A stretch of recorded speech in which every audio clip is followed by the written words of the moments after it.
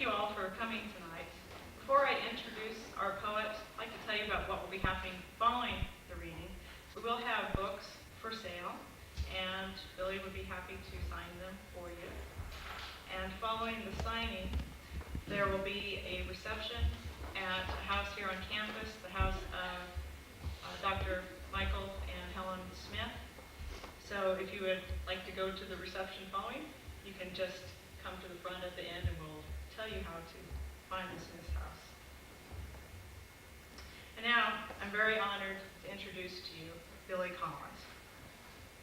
Professor of English at Lehman College, City University of New York, Collins is the author of 5 books of poetry, including Questions About Angels, a National Poetry Series winner, The Art of Drowning, finalist for the Lenore Marshall Prize, and his most recent, Picnic Lightning. His poetry has appeared in numerous anthologies and prestigious journals, including Poetry, American Poetry Review, The American Scholar, Harper's, The Paris Review, and The New Yorker. He has also been featured in the Pushcart Prize anthology in the Best American Poetry for 1992, 93, and 97. Winner of Poetry's Best Hoken Prize, the Frederick Bach Prize, the Oscar Blumenthal Prize, and the Levinson Prize. Collins has been awarded fellowships from the New York Foundation for the Arts, the National Endowment for the Arts, and the Guggenheim Foundation. Without resorting in his poetry to the merely autobiographical, the confessional, Collins creates the illusion that there is no wall between writer and reader.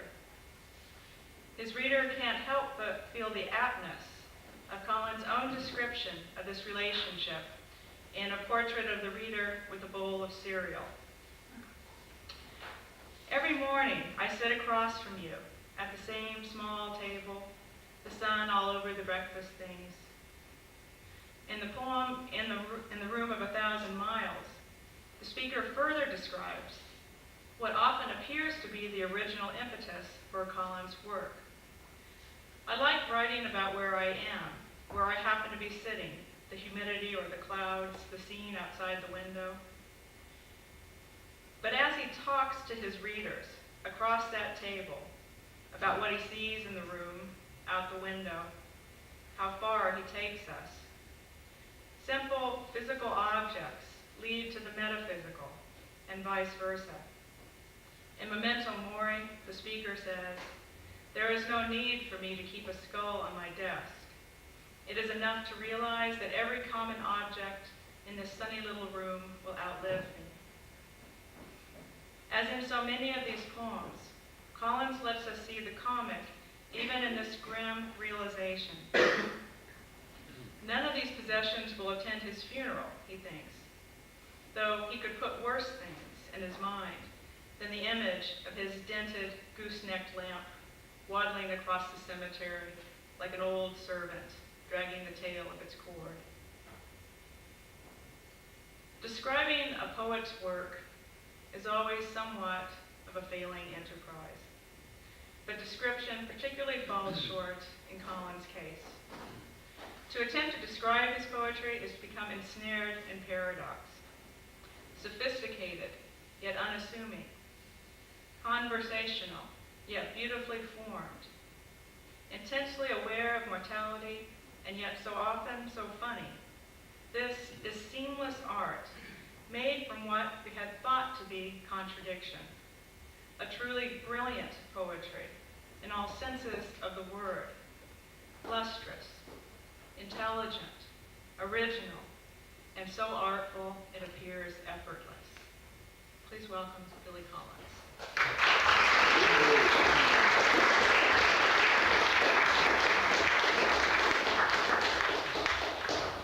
Thank you so very much for the introduction. I feel like I should be giving a sermon on the virtues of abstinence, but I'll say better. I'm going to start very simply by reading 2 poems about dogs. first poem is about a bad dog, and the second poem is about a good dog. When I say simple, I mean simple. And the bad dog is the dog next door, and the good dog is my dog. So this is the poem about the dog next door. It's called Another Reason Why I Don't Keep a Gun in the House. The neighbor's dog will not stop barking. He is barking the same high, rhythmic bark that he barks every time they leave the house. They must switch him on their way out. The neighbor's dog will not stop barking. I close all the windows in the house and put on a Beethoven symphony, full blast. But I can still hear him muffled under the music, barking, barking, barking. And now I can see him sitting in the orchestra, his head raised confidently, as if Beethoven had included a dog. When the record finally ends, still barking, sitting there in the oboe section barking, his eyes fixed on the conductor who is entreating him with his baton, while the other musicians listened in respectful silence to the famous barking dog solo, that endless coda that first established Beethoven as an innovative genius. And the good one is another poem called Dharma. Dharma, I think, means your spiritual destiny, maybe would be a translation of it. Dharma. The way the dog trots out the front door every morning without a hat or an umbrella, without any money or the keys to her doghouse, never fails to fill the saucer of my heart with milky admiration. Who provides a finer example of a life without encumbrance? Thoreau, in his curtainless hut with a single plate, a single spoon. Gandhi, with his staff and his holy diapers.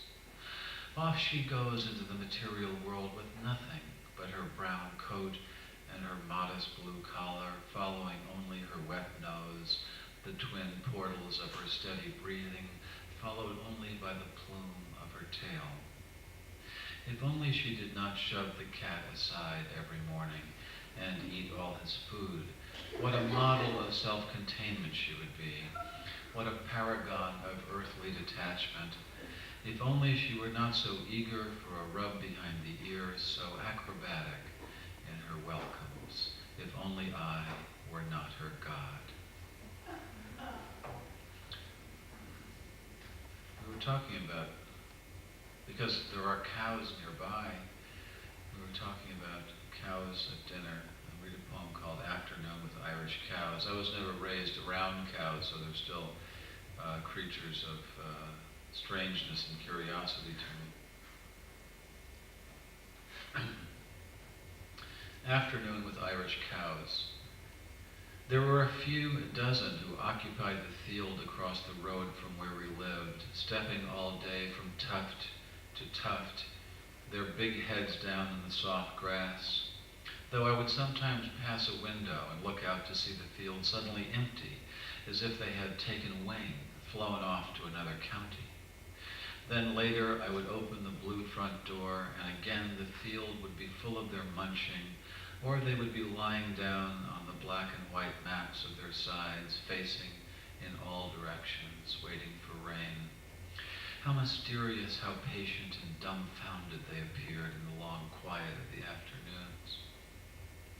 But every once in a while, one of them would let out a sound so phenomenal that I would put down the paper or the knife I was cutting an apple with and walk across the road to the stone wall to see which one of them was being torched or pierced through the side with a long spear.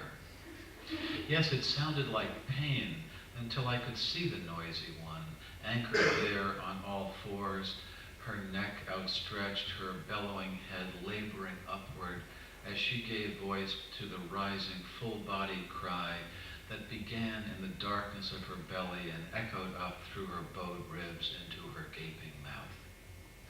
Then I knew that she was only announcing the large, unadulterated cowness of herself, pouring out the ancient apologia of her kind to all the green fields and the gray clouds, to the limestone hills and the inlet of the blue bay, while she regarded my head and shoulders above the wall with one wild, shocking eye.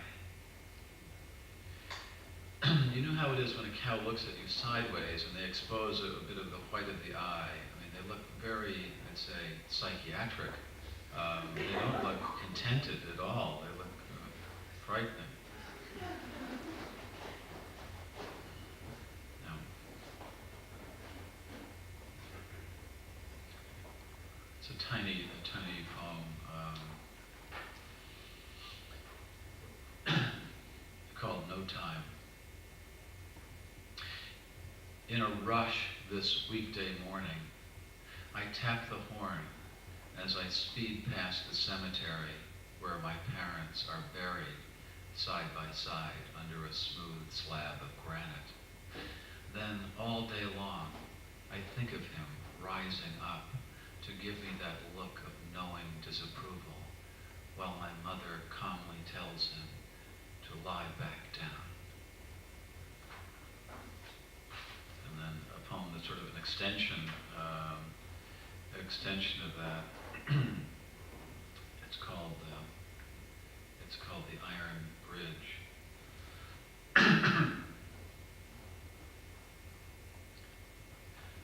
I am standing on a disused iron bridge that was erected in 1902 according to the iron plaque bolted into a beam, the year my mother turned 1.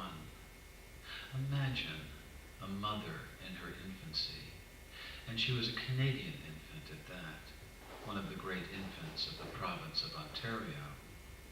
But here I am leaning on the rusted railing, looking at the water below, which is flat and reflective this morning, sky blue and streaked with high clouds. And the more I look at the water, which is like a talking picture, the more I think of 1902, when workmen in shirts and caps riveted this iron bridge together across a thin channel joining 2 lakes, where wildflowers blow along the shore now, and pairs of swans float in the leafy coves. 1902, my mother was so tiny she could have fit into one of those oval baskets for holding apples, which her mother could have lined with a soft cloth and placed on the kitchen table so she could keep an eye on infant Catherine while she scrubbed potatoes or shelled a bag of peas. The way I am keeping an eye on that cormorant who just broke the glassy surface and is moving away from me and the bridge, swiveling his curious head, slipping out to where the sun rakes the water and filters through the trees that crowd the shore. And now he dives, disappears below the surface, and while I wait for him to pop up somewhere, I picture him flying underwater with his strange wings, as I picture you, my tiny mother, who disappeared last year, flying somewhere with your strange wings, your wide eyes, and your heavy wet dress, kicking deeper down into a lake with no name, no end, some boundless province of water.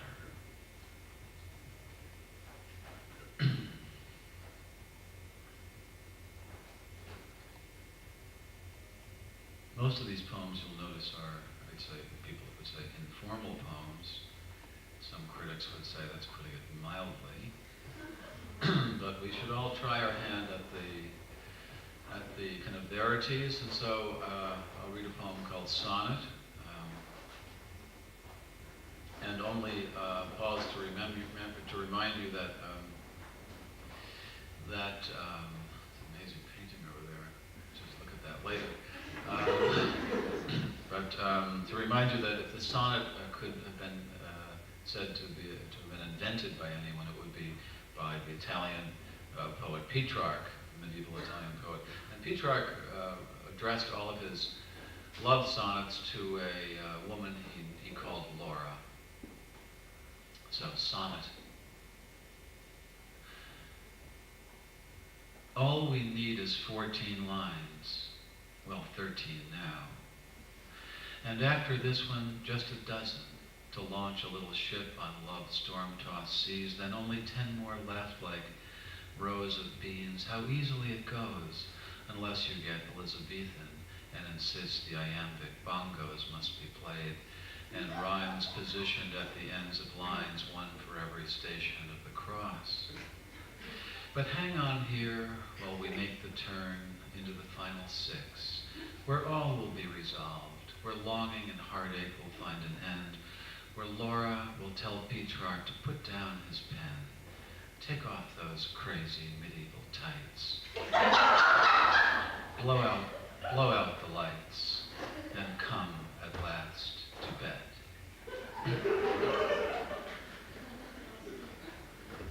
I found it necessary to get those two together, because in the sonnet there's no sex, there's just panting and tail wagging and torment. But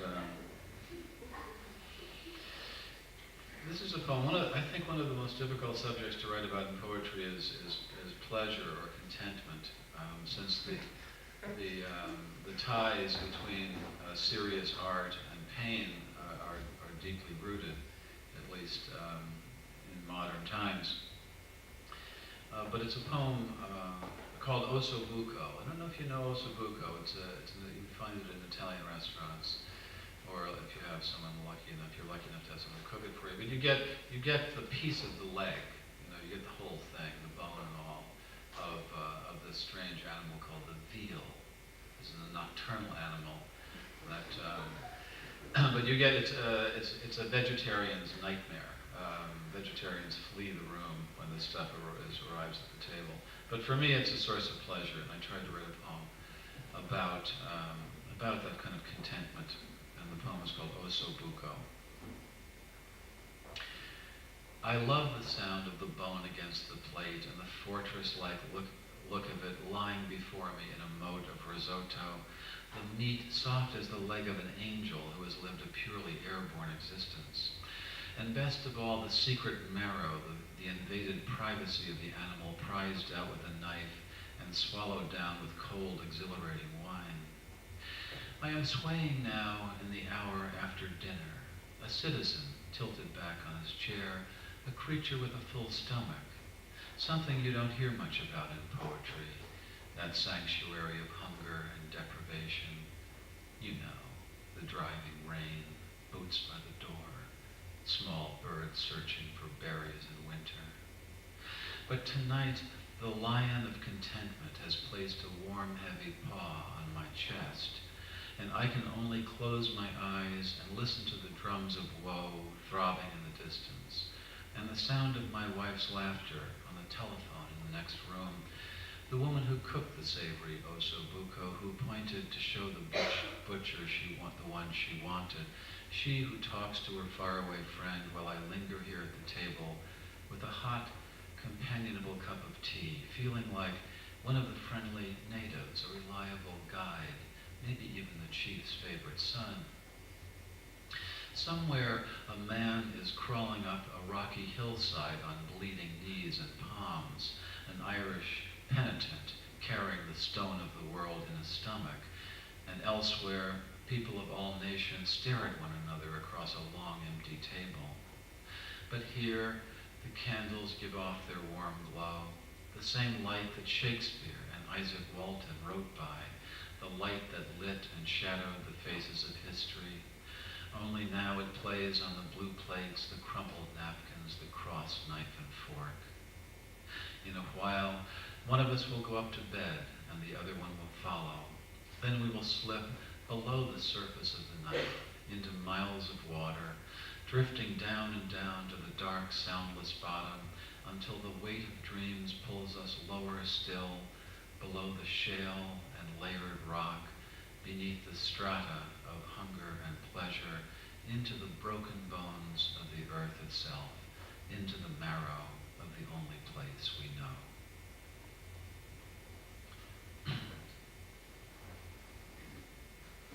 I'll try a poem called Canada on You. My mother it was Canadian, and that's as ethnic as I get. It's sort of half Canadian, which isn't much these days. There's only one obscure reference in the poem. It's to sweet caporals. Sweet caporals were an extinct brand of Canadian cigarette. Sweet caporals already have a literary life. If you open James T. Farrell's Studs Lonigan, you'll find sweet caporals mentioned in the first sentence. Anyway, the poem is called Canada. I am writing this on a strip of white birch bark that I cut from a tree with a penknife. There is no other way to express adequately the immensity of the clouds that are passing over the farms and wooded lakes of Ontario, and the endless visibility that hands you the horizon on a platter. I am also writing this in a wooden canoe, a point of balance in the middle of Lake Couchiching, resting the birch bark against my knees. I can feel the sun's hands on my bare back, but I am thinking of winter, snow piled up in all the provinces, and the solemnity of the long grain ships that pass the cold months moored at Owen Sound. O Canada, as the anthem goes, scene of my boyhood summers, you are the pack of sweet caporals on the table, you are the dove-soft train whistle in the night, you are the empty chair at the end of an empty dock, you are the shelves of books in a lakeside cottage, Gift from the Sea by Anne Morrow Lindbergh, A Child's Garden of Verses by Robert Louis Stevenson, Anne of Avonlea by L.M. Montgomery, So You're Going to Paris by Clara E. Lawton, and Peril Over the Airport, one of the Vicky Barr Flight Stewardess series by Helen Wills, whom some will remember as the author of the Cherry Ames nurse stories. What has become of the languorous girls who would pass the long summer evenings reading Cherry Ames Student Nurse, Cherry Ames Senior Nurse, Cherry Ames Chief Nurse, and Cherry Ames Flight Nurse? Where are they now, the ones who shared her adventures as a veterans nurse, private duty nurse, visiting nurse, cruise nurse, night supervisor, mountaineering nurse, dude ranch nurse, there is little she has not done, rest home nurse, department store nurse, and country doctor's nurse? Oh, Canada, I have not forgotten you.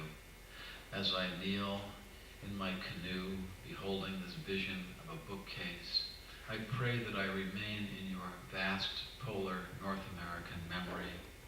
You are the paddle, the snowshoe, the cabin in the pines. You are Jean de Brébeuf with his martyr's necklace of hatchet heads. You are the moose in the clearing and the moose head on the wall. You are the rapids, the propeller, the kerosene lamp. You are the dust that coats the roadside berries, but not only that, you are the two boys with pails walking along that road, and one of them, the taller one, minus the straw hat, is me.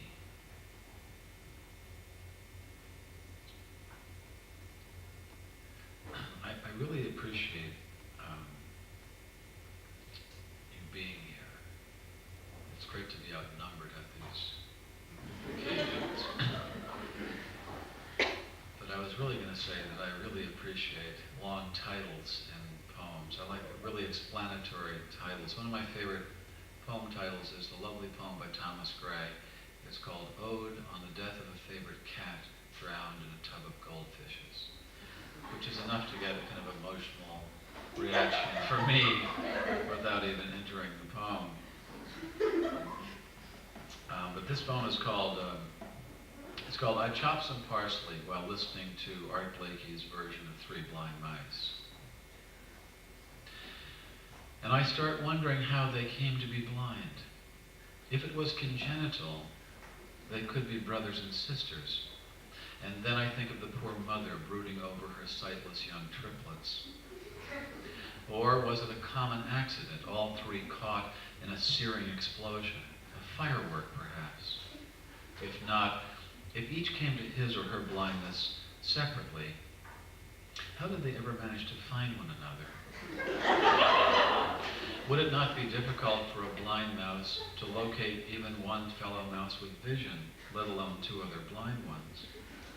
And how, in their tiny darkness, could they possibly have run after a farmer's wife, or anyone else's wife for that matter, not to mention why? Just so she could cut off their tails with a carving knife is the cynic's answer.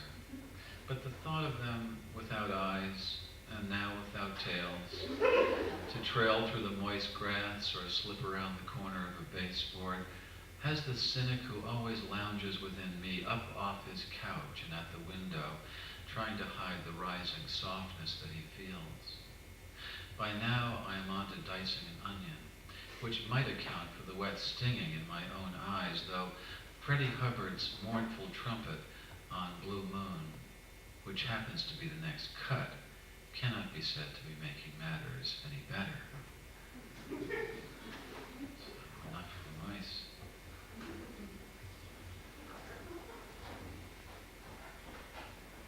This is a poem called Forgetfulness. It's a poem that started out being, forgetfulness is a great topic because it's very, it's funny. You know, we laugh at people who are wandering around looking for their glasses that are up on their heads. But it's also, it's also tragic. Forgetfulness has now been sort of institutionalized by this thing called Alzheimer's disease, which, I mean, finally you lose your identity. So it has a lot of potential. I started writing the poem not with that in mind. I was inspired by an article by Patrick Sussman, a novelist who wrote this amazing novel, Perfume. But he wrote an article called Literary Amnesia, in which he describes himself standing in his study, and he is hit by two realizations. One of which is that he has spent a great part of his adult life reading these books, and secondly, that he remembers almost nothing of their contents. So I began the poem with a kind of literary, with that sort of literary forgetfulness.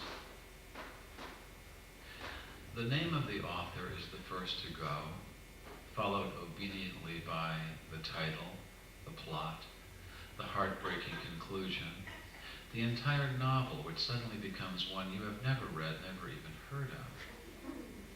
It is as if, one by one, the memories you used to harbor decided to retire to the southern hemisphere of the brain, to a little fishing village where there are no phones. Long ago, you kissed the names of the 9 muses goodbye, and you watched the quadratic equation pack its bag. And even now, as you memorize the order of the planets, something else is slipping away, a state flower perhaps, the address of an uncle, the capital of Paraguay. Whatever it is you are struggling to remember, it is not poised on the tip of your tongue, not even lurking in some obscure corner of your spleen.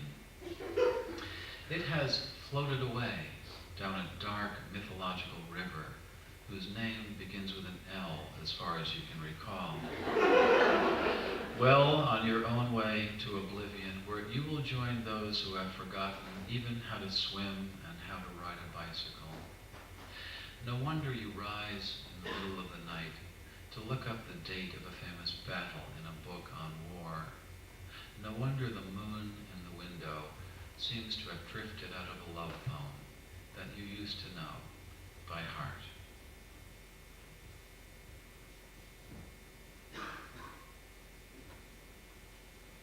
This is a little poem. I guess this ecclesiastical setting reminds me about this, but it's a little poem called The Dead, which is about, really, I mean, it's the habit of eulogists at funerals to, I don't think I've ever been to a funeral where one of the eulogists does not say that how happy the dead person would be to be looking down on the proceedings here, you know, at the church or whatever.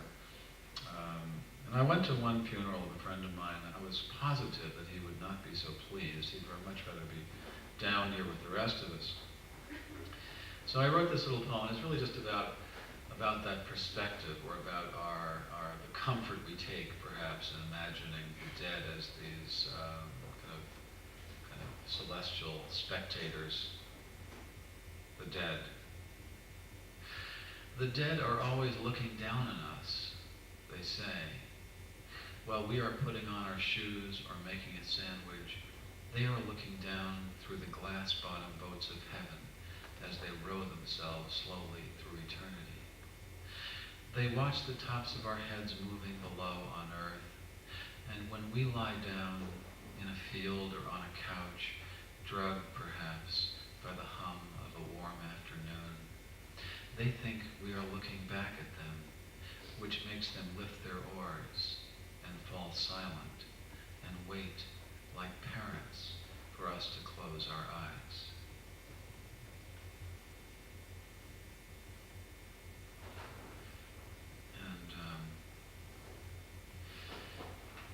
And this next poem was written kind of in reaction to a habit that we had back in the 20th century. Isn't it odd to say that? It's still odd to write, 00 or 2000 on a check. Still, it seems like when you do that, you should look down and think of yourself wearing a spacesuit or something, or look out the window and see a flying saucer going by. But in the 20th century, we had this habit of handling and commodifying, and I would say kind of taming the past by sort of sawing it into these decade-size lumps. And so it was a very decade-conscious century. We talk about the 30s and the roaring 20s, and then the 60s and the happening decade, whenever that was. And then you'd have this nomenclature like, well, she's very 70s, or it's kind of like an 80s thing, as if that made any sense out of the past. So I wrote this as a kind of a reaction against that slicing, and it's called Nostalgia. Remember the 1340s? We were doing a dance called the catapult. You always wore brown, the color craze of the decade, and I was draped in one of those capes that were popular, the ones with unicorns and pomegranates and needlework. Everyone would pause for beer and onions in the afternoon, and at night we would play a game called Find the Cow. Everything was hand-lettered then, not like today. Where has the summer of 1572 gone? Brocade and sonnet marathons were the rage. We used to dress up in the flags of rival baronies and conquer one another in cold rooms of stone. Out on the dance floor, we were all doing the struggle, while your sister practiced the Daphne all alone in her room. We borrowed the jargon of farriers for our slang. These days language seems transparent, a badly broken code. The 1790s will never come again. Childhood was big. People would take walks to the very tops of hills and write down what they saw in their journals without speaking. Our collars were high and our hats were extremely soft. We would surprise each other with alphabets made of twigs. It was a wonderful time to be alive, or even dead. I am very fond of the period between 1815 and 1821. Europe trembled while we sat still for our portraits. And I would love to return to 1901, if only for a moment, time enough to wind up a music box and do a few dance steps. Or shoot me back to 1922 or 1941. Or at least let me recapture the serenity of last month, when we picked berries together and glided through afternoons in a canoe. Even this morning would be an improvement over the present. I was in the garden then, surrounded by the hum of bees and the Latin names of flowers, watching the early light flash off the slanted windows of the greenhouse and silver the limbs on the rows of dark hemlocks. As usual, I was thinking about the moments of the past, letting my memory rush over them like stones rushing over like water rushing over the stones on the bottom of a stream. I was even thinking a little about the future, that place where people are doing a dance we cannot imagine, a dance whose name we can only guess.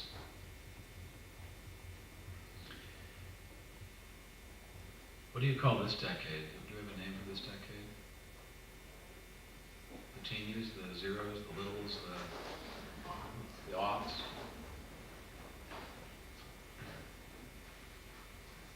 I wasn't so worried about this Y2K as what we were going to call the thing when it finally arrived.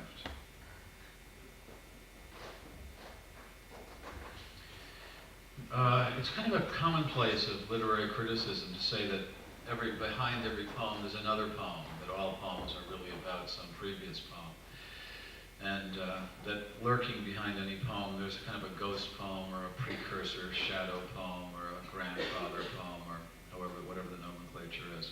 But this poem is actually about another poem, quite explicitly. It's about a haiku, one of those 17-syllable little poems. And I think since I wrote this, I've become kind of haiku conscious, because I've been finding haikus everywhere, at least 17-syllable expressions.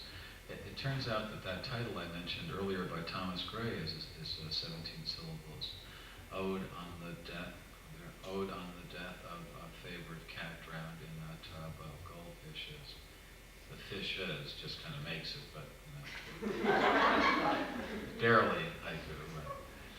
And then all the lyrics to Moonlight in Vermont are 17 syllables. Pennies in a stream, falling leaves of sycamore, moonlight in Vermont.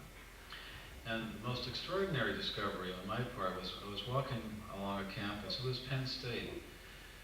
And I was about to give a talk on poetry, and I was going to start by talking about haiku. And two students passed me, and one of them said something to the other as they passed. And I had sort of haiku on. It sounded to me like it was a potential haiku. And I counted it out. You think I'm crazier than you thought earlier doing this, but I counted it. Came out to be exactly 17 syllables. And what she said was this. Here was her haiku. She said, when he found out, he was like, oh my God. And I was like, oh my God.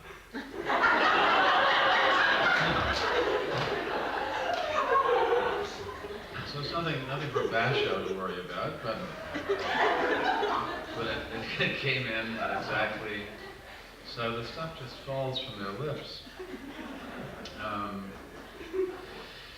So the poem that is about the haiku is, I keep looking down because there's a ladybug who's been walking over here, keeping me company here. I just want to make sure she doesn't go away. And the poem is called Japan. It comes in little 3-line stanzas, so it has a kind of haiku-like appearance to it. Japan. Today I pass the time reading a favorite haiku, saying the few words over and over. It feels like eating the same small perfect grape again and again. I walk through the house reciting it and leave its letters falling through the air of every room. I stand by the big silence of the piano and say it. I say it in front of a painting of the sea. I tap out its rhythm on an empty shelf. I listen to myself saying it. Then I say it without listening. Then I hear it without saying it. And when the dog looks up at me, I kneel down on the floor and whisper it into each of his long white ears. It's the one about the 1-ton temple bell with the moth sleeping on its surface. And every time I say it, I feel the excruciating pressure of the moth on the surface of the iron bell. When I say it at the window, the bell is the world, and I am the moth resting there. When I say it into the mirror, I am the heavy bell, and the moth is life with its papery wings. And later, when I say it to you in the dark, you are the bell, and I am the tongue of the bell, ringing you, and the moth has flown from its line and moves like a hinge in the air above our bed.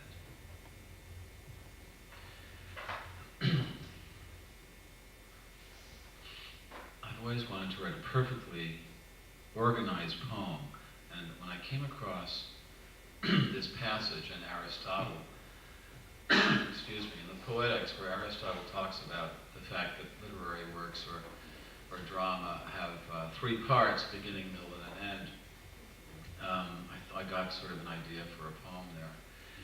If you go back to the Poetics and read that, or just go to the Poetics and read it, you'll find that Aristotle goes on and on about this apparently simple idea. I mean, the fact that things have a beginning, a middle, and an end is so obvious to us. It's kind of part of the chlorine that we swim in every day. But for Aristotle, who was the first person, I believe, to enunciate this idea, it's very exciting. And Aristotle goes on, he says things like the middle comes after the beginning, and there's nothing after the end at all. He goes on and on. If you want to feel smarter than Aristotle, just go back and read this passage. So the poem has 3 parts, and it's called Aristotle. This is the beginning.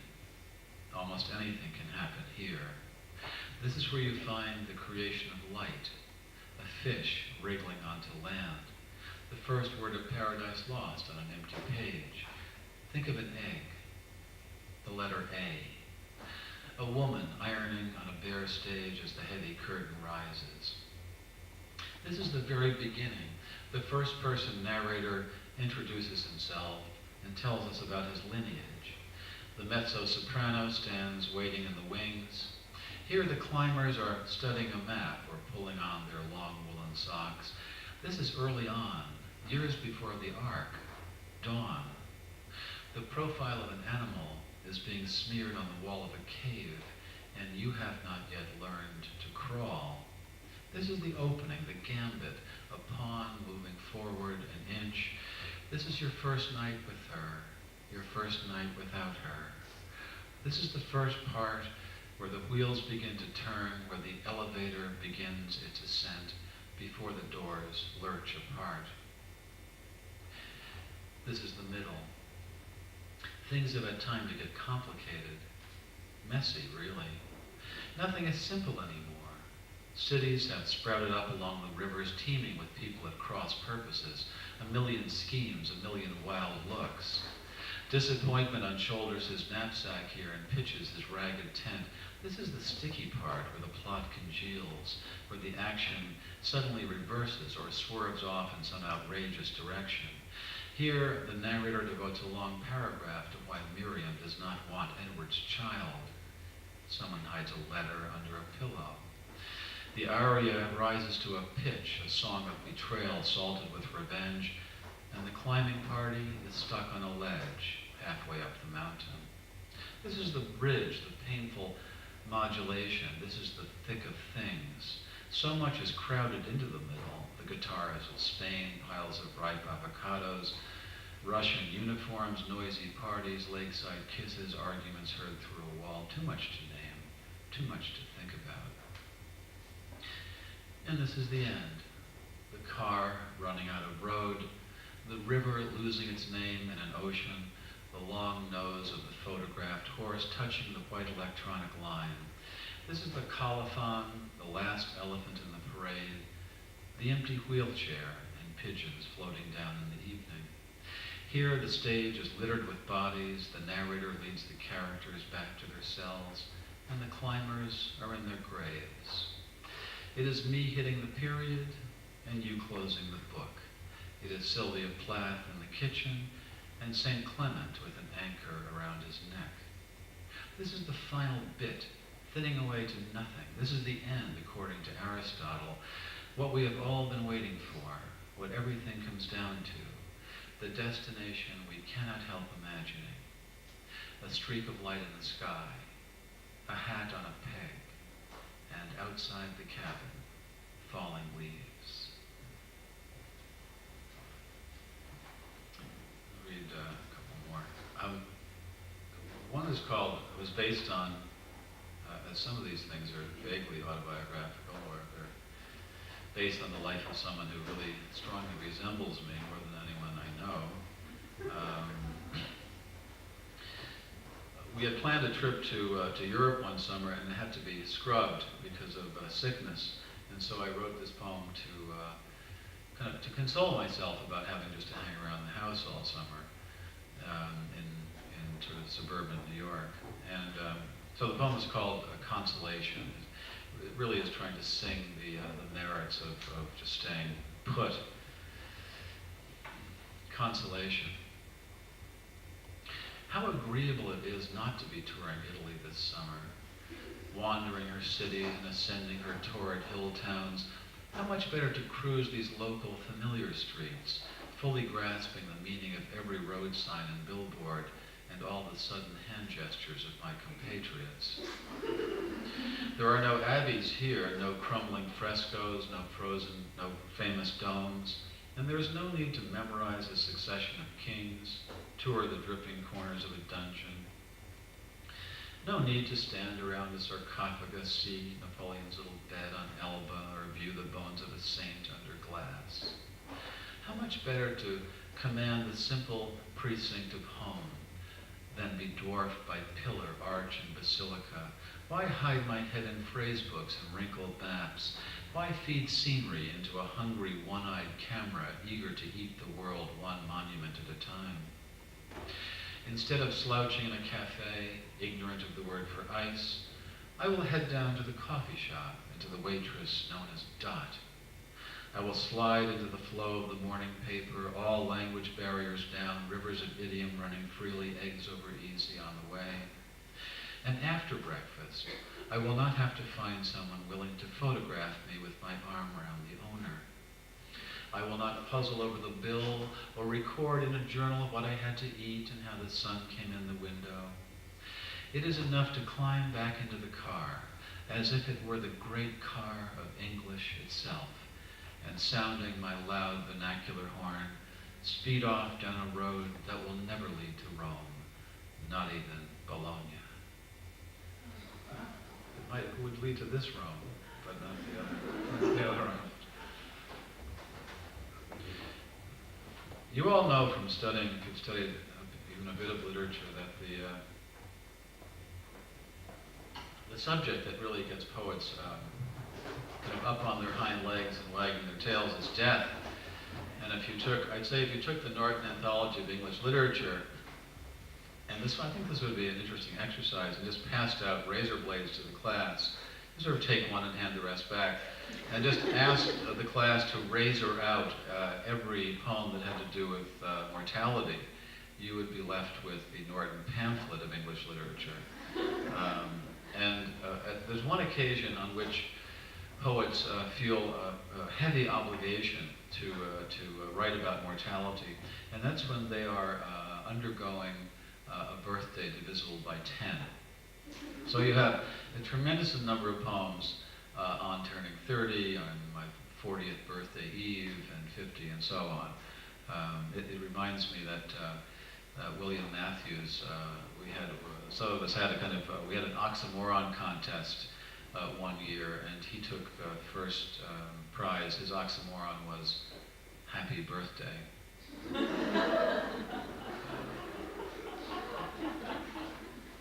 I was a runner-up with "Office Party."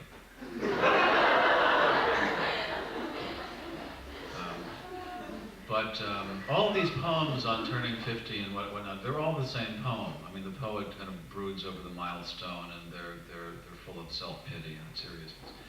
So I was trying to kind of trace all this gloom back to the source. And the poem I wrote is called "On Turning 10." On turning 10. The whole idea of it makes me feel like I'm coming down with something. Something worse than any stomach ache or the headaches I get from reading in bad light. A kind of measles of the spirit, of mumps of the psyche, disfiguring chickenpox of the soul. You tell me it is too early to be looking back, but that is because you have forgotten the perfect simplicity of being one, and the beautiful complexity introduced by two. But I can lie on my bed and remember every digit. At 4, I was an Arabian wizard. I could make myself invisible by drinking a glass of milk a certain way. At 7, I was a soldier. At 9, a prince. But now I am mostly at the window, watching the late afternoon light. Back then it never fell so solemnly against the side of my treehouse, and my bicycle never leaned against the garage as it does today, all the dark blue speed drained out of it. This is the beginning of sadness, I say to myself as I walk through the universe in my sneakers. It is time to say goodbye to my imaginary friends, time to turn the first big number. It seems only yesterday I used to believe there was nothing under my skin but light. If you cut me, I would shine. But now, when I fall upon the sidewalks of life, I skin my knees, I bleed.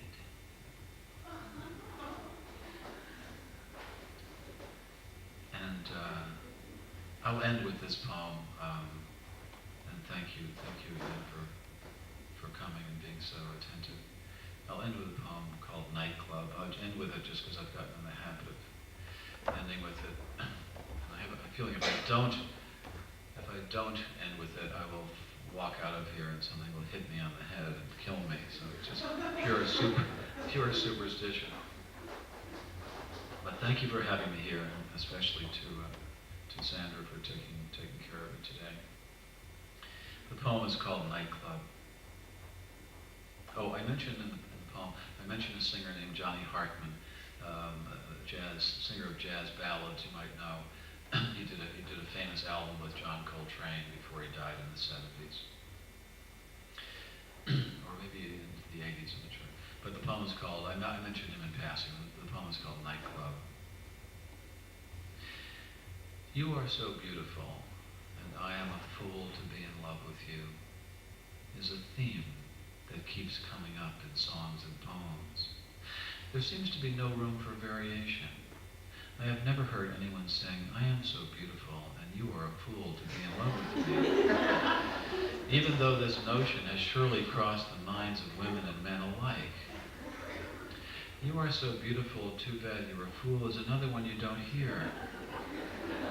Or, you are a fool to consider me beautiful. That one you will never hear, guaranteed.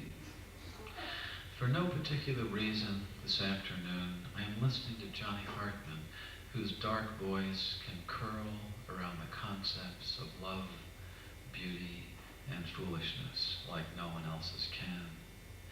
It feels like smoke curling up from a cigarette someone left burning on a baby grand piano around 3 o'clock in the morning.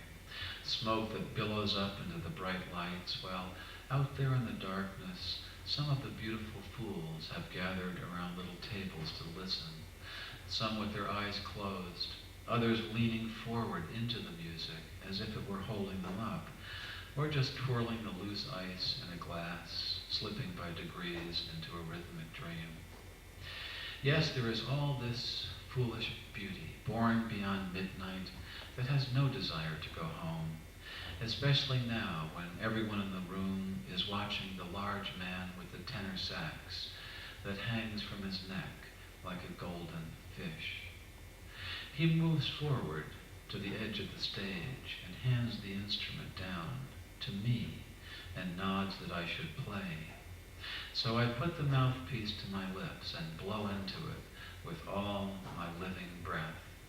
We are all so foolish, my long bebop solo begins by saying. So damn foolish, we have become beautiful without even knowing it. Thank you.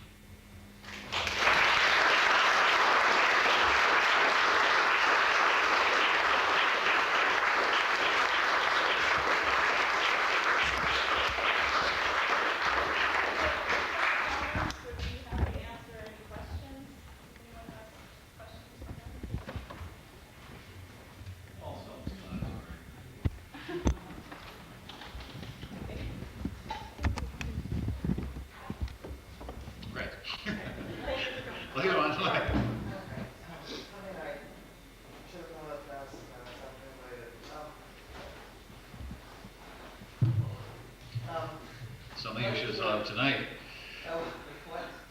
What's your greatest challenge as a poet? Max Beerbohm said that the most difficult thing about being a poet is knowing what to do with the other 23 and a half hours of the day. So I don't think of it as really a challenging occupation. I think of like coal mining would be a challenging occupation. Yes. Does your wife really know how to cook? Oh, she does indeed. Are you a lucky man? No, I certainly am. I was once at and the poem is sort of dedicated to her, but I was once at a reading where, I forget the guy's name, but he was kind of a sourpuss, but he said, he introduced this poem by saying, this is the title, and he said, it's dedicated to my wife. She's here. You just have the sense that if she weren't there, it wouldn't have been dedicated to her. Anyway. Thank you very much. It's been a pleasure.